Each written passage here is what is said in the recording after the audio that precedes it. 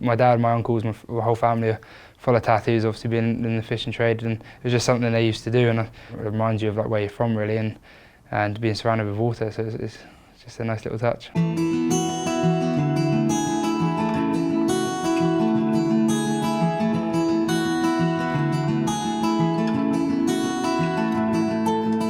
My first steps in rugby didn't start off too well for me, to be honest. I didn't really enjoy the game. I remember my mum took me down just for a training session to see if I enjoyed it, and I remember standing by a leg crying for an hour whilst I watched all the other boys play.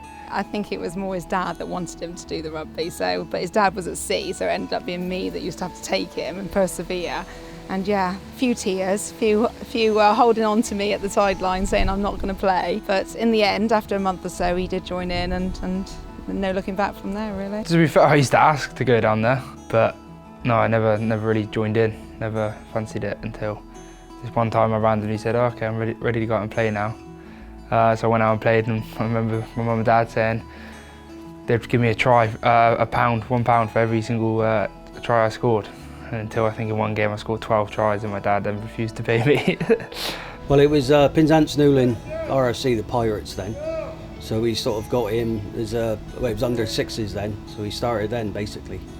And they used to train the Fridays and play Sundays. Well, that's when he wasn't crying at the time. So I think he didn't know anyone at the time, but once he got to know Luke Cowan-Dickey, for instance, when they became friends, and Ben Brooks, the coach's son, they became good friends, and that's when he started to enjoy it then. I remember always watching rugby with my mum and dad, especially my dad. My dad's a big fan of it, he knows everything about it. Also, I'd say one of my main influences is my coach that taught me from age 6 to 16. Nicky Brooks, he was the main guy at the Penzance and Newlyn Pirates. All the lads that played in those early age groups were all in local schools within 2 or 3 miles from each other, and they would turn up and play rugby with each other. And yeah, it is a close-knit community, and they're all friends, and just had fun. And I try to make it as fun as possible, and not just running around and playing, but outside of rugby as well. And the kids would have parties like they do, and there would always be a rugby ball in the garden or something. So yeah, it was good. We all call him second dad, because that's very much what he is like to Jack, I must admit. I mean, I think if there's anyone else that Jack needed advice from or anything like that, especially when it comes to rugby, it would be Nicky that he rang. His son Ben is the same age as Jack, and so that was another incentive to stay there and to keep going, because they were best friends.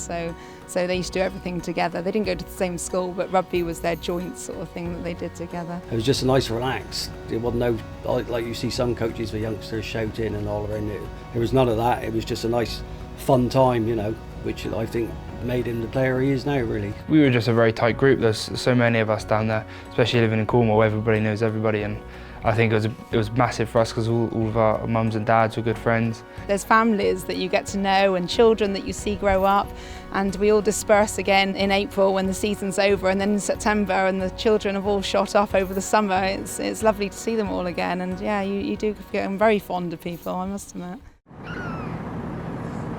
I think for my dad and his lifestyle is completely different to what I'm doing now. I think he went to sea when he was 14 years old, I think, and that's something he's always done, and that's something I always joked about with my mum about what I'm going to do when I was finishing school and stuff, because to be honest, I wouldn't dream about this happening to me, and I honestly didn't have a clue what I'd be doing for a full-time job. We've been, since the 1800s, like we used to be out there with used to call it with the gill nets and stuff, with no engines. It was sails then when my family started first. But no, he's been a big family tradition, really. It's an interesting job. Can be a bit with the weather and things like that, as you see on TV, but it's good. It's been, it's been a good steady living for us, and there's a good future in it. But whether any of my sons will, 2 other sons I've got, whether they come into it or not, or they'll follow Jack. I wish they followed Jack, actually. I miss a lot of them growing up, being skipper at sea all the time. We used to do 8 days at sea and only maybe a day off. So I did miss a lot of it, but now I'm ashore, it seems that it's quite nice being ashore a bit more. A lot of the youngsters are not doing it anymore, but it's still a good living, but it's not for the faint-hearted, let's put it that way. I think he's got it easier than I did.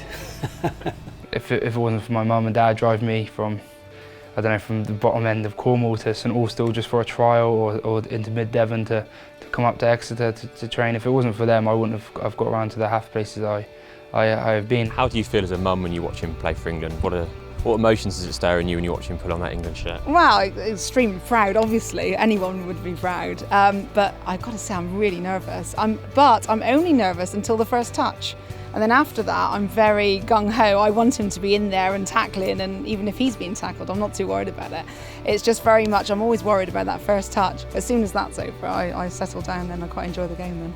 It's still really surreal. Even now, he has played for England and we've gone to all these different matches, and we've been to Paris and Rome and all these other places and seen him in these huge stadiums, but it still feels surreal when I see him out there. I never thought it'd happen. You knew this lad 6 years old. Then next thing, you're on your trip to Paris to watch this first game, and oh yeah, it was unbelievable. It's unreal that you're stood there watching this lad who's from your community, and you've had a bit to play. And no, it was very emotional and just a fantastic day to be there and witness it. I mean, Newlyn, look at Jack, like that he is theirs. He's definitely not ours, he's theirs. They have huge nights together where they sort of get in the local pub, they deck it all out already to everyone watch it together. And I think you'd probably hear the cheers in surrounding villages, I expect, because there's a lot of people that support him. He loves coming back home, and we spent many hours in the summer at Porthcurno Beach. He can walk through the village of Newlyn and people will speak to him as if he's just Jack Nowell, not Jack Nowell, the international rugby player. So no, he's very proud of his roots, and is definitely proud to be representing the area. The best thing for me is that everyone treats me the same down there. It's just Jack that's from Newlyn, and my whole family still live there, so it's quite nice just to go back and just be brought down a peg or two, just keep grounded, keep both feet firmly on the floor. And I love the fact that my family treat me the same, my friends treat me the same. They still take the mick out of me now and again when I'm down.